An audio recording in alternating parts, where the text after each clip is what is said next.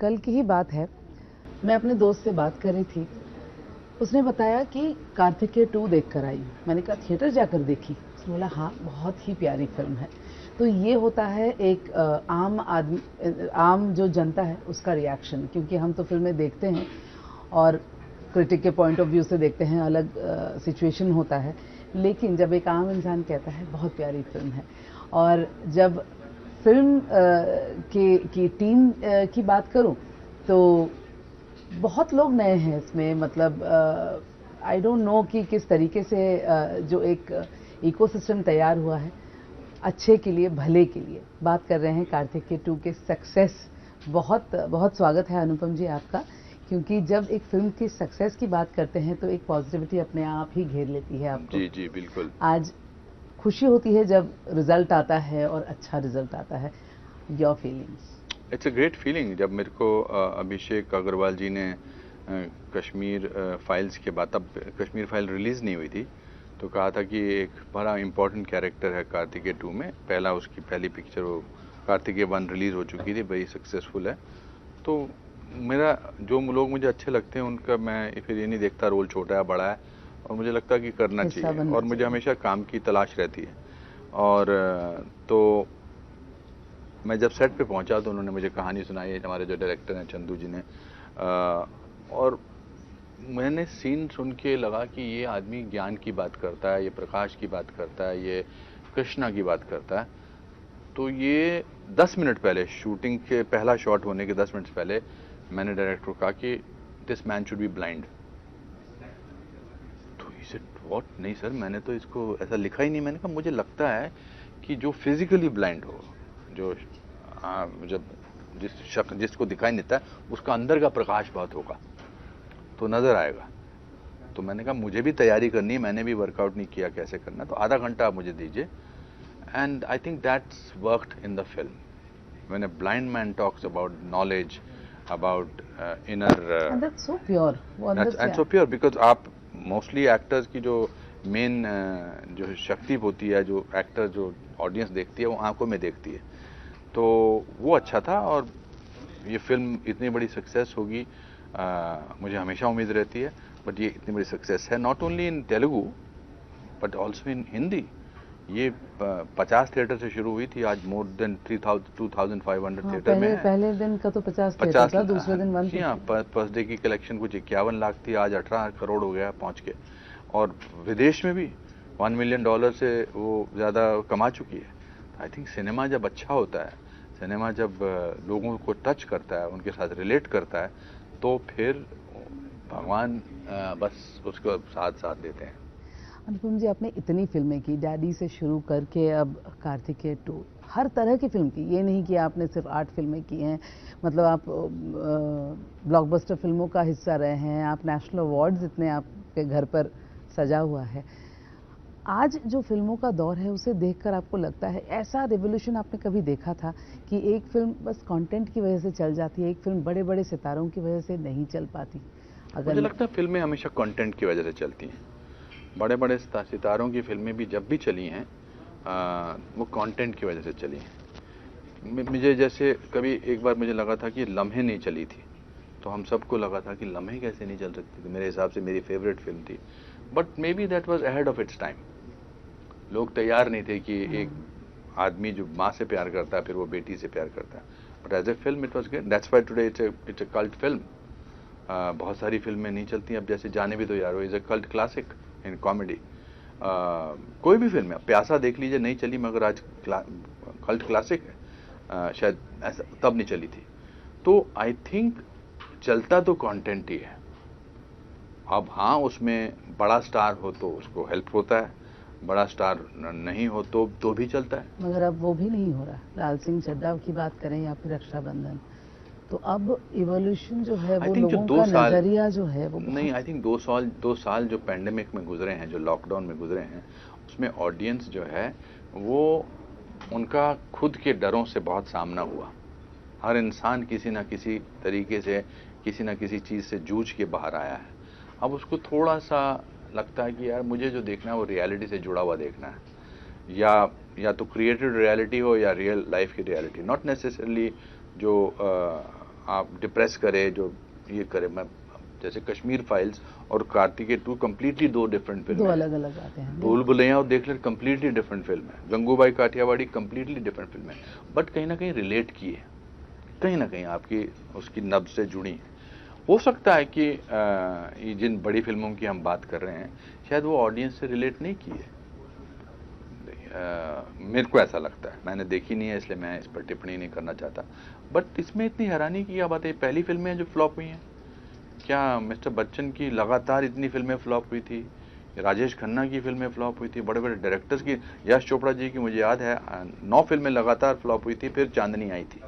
तो हम सडनली अक्षय कुमार की भी बीच में 6 फिल्में काफी फ्लॉप हुई थी, and then he bounced. Salman की फिल्म जब वांटेड से पहले, तो ये कोई ऐसा तो है नहीं कि हम ये क्या हो गया जिंदगी में भी।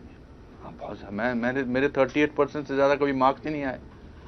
बहुत सारे लोग फेल होते हैं, तो इसका मतलब ये नहीं कि वो आगे बढ़ नहीं सकते।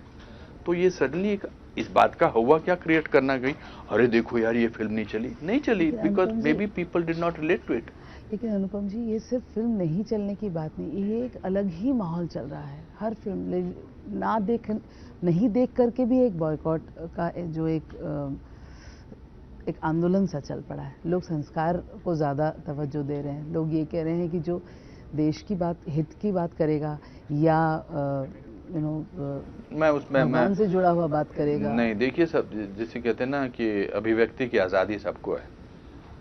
ऐसा नहीं है कि ये बॉयकॉट की भी जो अभी ये मुहिम अब चली है, मेरी कश्मीर फाइल्स को तो बहुत बॉयकॉट कहा करा गया था। बड़े बड़े क्रिटिक्स ने लिखा ये फिल्म नहीं देखनी चाहिए। उससे पहले एक्सीडेंटल प्राइम मिनिस्टर के साथ ऐसा हुआ था, तो हम तो नहीं बैठ के रोने लगे थे कि भाई, तो अगर आपको किसी को भी, but content is very important. Kartikeya 2 जो है, मैंने लोगों को विसल्स करते हुए, पैसे फेंकते हुए को अनजान है। अभी निखिल और अनुपमा हिंदी बेल्ट में, हिंदी उसमें ज्यादा नहीं जाने जाते हैं, बिल्कुल नहीं जाने जाते हैं, बिल्कुल भी नहीं, बट लोगों को लेके चलती है साथ में, अपने साथ लेके चलती है। और जो ये कल्चर है इस तरह, ऐसे ये हम नए नए वर्ड्स कॉइन कर लेते हैं, बॉयकॉट कल्चर, ये कल्चर। अरे पढ़े लिखे क्रिटिक्स बॉयकॉट करते हैं। पढ़े लिखे क्रिटिक्स ने 1 स्टार 1.5 स्टार बोला था कि ये फिल्म नहीं देखनी है मुझे।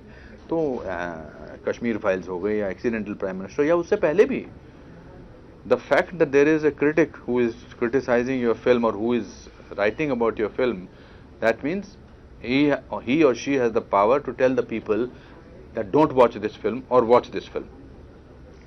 तो अगर वो है तो हर चैनल पे फ्राइडे की शाम को एक महिला या एक पुरुष बोलते हैं कि इसमें ये गड़बड़ था, इसमें ये गड़बड़ था। सोशल मीडिया की तो पावर ऐसी है, आप भी करती हैं बहुत बार। सोशल मीडिया पर ऐसे बहुत सारे इतने सारे पोर्टल्स हैं जो धज्जियां उड़ाते फिरते हैं। उसकी वजह से थोड़ा पीपल डिसाइड नहीं करते कि फिल्म नहीं देखनी है। कार्तिकेय 2 का एक प्रमोशन के दौरान कहा गया था कि ये बदलता हुआ बॉलीवुड है, सिनेमा अब बदल चुका है, देश अब वो देखेगा जो देश की आवाज़ और भावनाओं को दिखाएगा।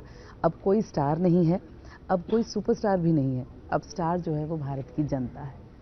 आप रेजोनेट करते हैं? अरे हम तो 100% जिनके लिए आप चीज़ बना रहे हो वही है। हम किसके लिए बना रहे हैं फिल्म? घर पे बैठ के देखने के लिए तो नहीं बना रहे, होम थिएटर के लिए तो नहीं बना रहे। कंज्यूमर ऑलवेज इज, आप होटल में कहते हैं गेस्ट इज गॉड। ये जो एक एरोगेंस कभी कभी हम महसूस करने लगते हैं कि भाई अरे अब हमसे बड़ा कोई नहीं है। हम तो जो भी बना रहे हैं वो ऑडियंस के लिए ही बना रहे हैं। ऑडियंस में इतनी ताकत है कि आपका तिरस्कार करे, वरना हर सुपरस्टार या किसी भी सेलिब्रिटी को तब तक कहते हैं ना कि संयम रखना चाहिए। आप बिल्कुल वो होने चाहिए, पेशेंट होने चाहिए, नम्र भाव के होने चाहिए। रजनीकांत कितना बड़ा स्टार है, आम जिंदगी में वो जैसे नजर आते हैं, वो फिल्म पे उनका अवतार होता है, सब कुछ लगा के रूप अलग है, बट नॉन फिल्मी उनका रूप बिल्कुल अलग है। वो कोई ऐसा हुआ क्रिएट नहीं करते हैं, कोई मिस्ट्री क्रिएट नहीं करते हैं, कोई उनके साथ 50 लोग नहीं घूम रहे होते। So I'm not saying that that's important. वो भी अपनी बात है. मैं certainly I'm not criticizing my fraternity, but to think about the audience is number one. They are for us gods. ये तो बात हमेशा चली. और इसीलिए आजकल साउथ के एक्टर्स और नॉर्थ के एक्टर्स में काफ़ी कंपैरिजन शुरू हो गया. कहते हैं वहाँ संस्कार ज़्यादा है. हम नहीं, मेरे ख्याल से बिकॉज हमने 2 साल जो हमारे पास मटेरियल था, हमने हिंदी फिल्में जितनी थी देख ली. फिर हमारा रुख हुआ मलयालम फिल्म की तरफ, क्योंकि कुछ करने को था नहीं. दिन में 3-3, 4-4 फिल्में देखते थे. फिर तेलुगु, तमिल, धरने लगा कि ये लोग भी कितना काम करते हैं और कहीं ना कहीं जुड़ी हुई चीज़ें हैं. तो और मुझे लगता है ये फेज़ अच्छा है. अमृत मंथन का मतलब ये होता है कि जहर भी निकलता है और अमृत भी मिलता है. ये मंथन अच्छा है. इसके बाद हो सकता है कि हम कुछ नया रूप लेकर आए. बहुत अच्छा होगा. क्योंकि अक्षय कुमार ने भी कहा कि गलती हमारी है, हमें सोचना पड़ेगा, हमें कंटेंट पर काम करना पड़ेगा. तो अगर ये सोच डेवलप हो रहा है तो as you said that of course I think it's Akshay said something very very very very important and something very very relevant. एक जो ये डॉक्यूमेंट्री के आप जो आपने की थी लाल किले से गूंज, if you don't mind I want to ask this. मैंने वो डॉक्यूमेंट्री पूरी देखी. आपने स्पीचेस कंपेयर किए थे. एक पोर्शन अंत का मैं पढ़ना चाहूँगी. I want you to, if you want to react to this. Jawaharlal Nehru और इंदिरा गांधी करिश्माई नेता ज़रूर थे, लेकिन उनके भाषणों में डेटा और डिटेल्स की कमी होती थी. दोनों की भाषणों में लोगों के लिए तिरस्कार और छिड़कने का लहजा झलकता था और समाधान के बजाय समस्याओं पर ज़्यादा जोर होता था. देखिए, वो जो शो है वो बहुत ही रिसर्च बेस्ड शो है और पूरे तथ्यों पर है. उसमें कोई मन गढ़ंत नहीं है. ये सवाल के जवाब में आपको वो स्पीचेस देखनी पड़ेंगी उनकी, जिनकी भी मैं बात कर रहा हूँ. सब ने अच्छी बातें भी बोली हैं और दूसरी बातें भी बोली हैं. there is a comparative study. So I think there is not a single sentence written in that which sort of says that ये हमने मन गढ़ंत बनाया है. बिकॉज शो का नाम ही था लाल किले से गूंज, नेहरू से मोदी तक. और मुझे भी बहुत सारी चीज़ें हैरानी की लगी जब मैंने उस शो पर रिसर्च किया. हमने प्रोड्यूस किया उसको, और जब हमारी टीम ने 4 महीने तक, हमारे राइटर्स जो थे, पत्रकार हैं जो हमारे राइटर्स हैं, टेलीविज़न के पत्रकार हैं, जो डायरेक्टर्स हैं, वो उनसे जुड़े हुए हैं, तो उन्होंने वो रिसर्च करके वो स्पीचेस जो मैंने बोली हैं उन्होंने दी हैं. तो it's based on research. Krishna को हम गीता में उनका सार हम पढ़ते हैं. बहुत सारी ऐसी बातें हैं जो हमारी ज़िंदगी में शायद 500,000 साल पहले कही हुई बातें आज उसे हम महसूस करते हैं. आपके लिए, मेरे लिए गीता की सबसे बड़ी जो देन है वो है कर्म किए जा फल की इच्छा मत कर.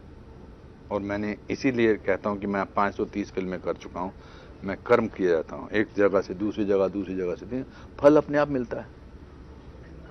जब मैं हालांकि छोटा था तो मुझे लगता है ऐसा कैसे हो सकता है, जबकि क्या बोलते हैं कृष्ण जी कि फल, अगर दौड़ रहा हूँ, मैं चाहता हूँ मैं फर्स्ट आऊँ.